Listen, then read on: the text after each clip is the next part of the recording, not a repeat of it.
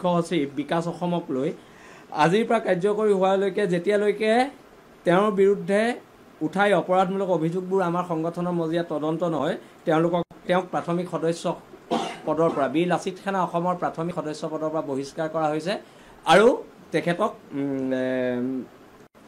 কামৰূপ মহানগৰৰ সকলো সমিতিৰ পৰা সকলো বিষয়বাবৰ পৰা তেখেতক অব্যাহতি প্ৰদান কৰা হৈছে। যিহেতু আমাৰ মুখ্য সচিব ৰন্তু পানী ফুকনক গুৱাহাটীৰ এখন হোটেলত প্ৰেছ মিট দি থকা অৱস্থাত প্ৰেছ মিটটো অন্তত কমপ্লিট কৰিব দিব লাগিছিলে।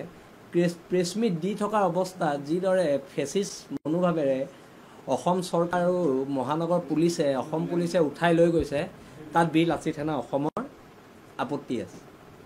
আপত্তি আছে। গণতান্ত্ৰিক এখন দেশত গণতন্ত্ৰৰ মূল্যবোধ যেতিয়ালৈকে কোনোবা চৰকাৰে বাৰ্তাই নাৰাখিব, কোনোবা সংগঠনেও যদি বাৰ্তাই নাৰাখে তাতো প্ৰব্লেম আছে। কিন্তু কথাটো হৈছে হোৱাই ৰন্তু পানী ফুকনক কিয় টাৰ্গেট কৰা হৈছে এইটোক লৈ মুখ্যমন্ত্ৰী মহোদয়লৈ আমাৰ প্ৰশ্ন আছে, বিজেপি চৰকাৰলৈ আমাৰ প্ৰশ্ন আছে। অতি শীঘ্ৰে ৰন্তু পানী ফুকনক 24 ঘণ্টাৰ ভিতৰত লগতে উৎপল অসম ডাঙৰীয়াক আৰু আমাৰ তন্ময় চেতিয়া ডাঙৰীয়াক এই তিনিজনক অতি শীঘ্ৰে মুকলি কৰি দিয়ক, নহ'লে কাইলৈৰ পৰা গণতান্ত্ৰিক প্ৰতিবাদ হ'ব আৰু সমগ্ৰ অসমত হ'ব আৰু এই প্ৰতিবাদ চৰকাৰৰ বিৰুদ্ধে হ'ব।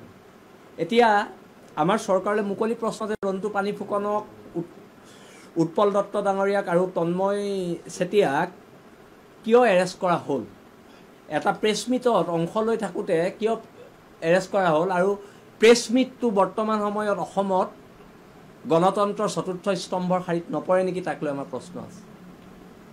ইয়াৰ ফেচিষ্ট চৰকাৰ চলিছে আৰু এই ফেচিষ্ট চৰকাৰৰ বিৰুদ্ধে যি গণতন্ত্ৰৰ শেষ স্তৰলৈকে প্ৰতিবাদ সেই প্ৰতিবাদ চলি থাকিব। আৰু আজিৰ পৰা কাৰ্যকৰী হোৱাকৈ যিহেতু আমাৰ ওচৰত বহুতো অভিযোগ আহিছে গুৱাহাটী মহানগৰ সমিতিৰ মুখ্য সচিব বিকাশ অসমক লৈ আজিৰ পৰা কাৰ্যকৰী হোৱালৈকে যেতিয়ালৈকে তেওঁৰ বিৰুদ্ধে উঠাই অপৰাধমূলক অভিযোগবোৰ আমাৰ সংগঠনৰ মজিয়াত তদন্ত নহয় তেওঁক প্ৰাথমিক সদস্য পদৰ পৰা বীৰ লাচিত সেনা অসমৰ প্ৰাথমিক সদস্য পদৰ পৰা বহিষ্কাৰ কৰা হৈছে আৰু তেখেতক কামৰূপ মহানগৰৰ সকলো সমিতিৰ পৰা সকলো বিষয়বাবৰ পৰা তেখেতক অব্যাহতি প্ৰদান কৰা হৈছে। এইটো আমি স্পষ্টকৈ জনাই দিছোঁ আৰু যেতিয়ালৈকে তদন্ত হ'ব তদন্ত হোৱাৰ পিছত যিখিনি হয় সেইখিনি আপোনালোকৰ সন্মুখত আমি জনাম। মুখ্য সচিব বিকাশ অসমক লৈ আজিৰ পৰা কাৰ্যকৰী হোৱালৈকে যেতিয়ালৈকে তেওঁৰ বিৰুদ্ধে উঠাই অপৰাধমূলক অভিযোগবোৰ আমাৰ সংগঠনৰ মজিয়াত তদন্ত নহয় তেওঁক প্ৰাথমিক সদস্য পদৰ পৰা বীৰ লাচিত সেনা অসমৰ প্ৰাথমিক সদস্য পদৰ পৰা বহিষ্কাৰ কৰা হৈছে আৰু তেখেতক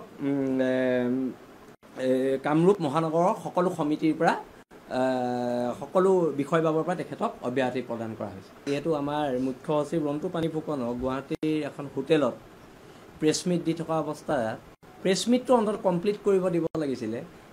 প্ৰেছ মিট দি থকা অৱস্থাত যিদৰে ফেচিষ্ট মনোভাৱেৰে অসম চৰকাৰ আৰু মহানগৰ পুলিচে অসম পুলিচে উঠাই লৈ গৈছে তাত বীৰ লাচিত সেনা অসমৰ আপত্তি আছে।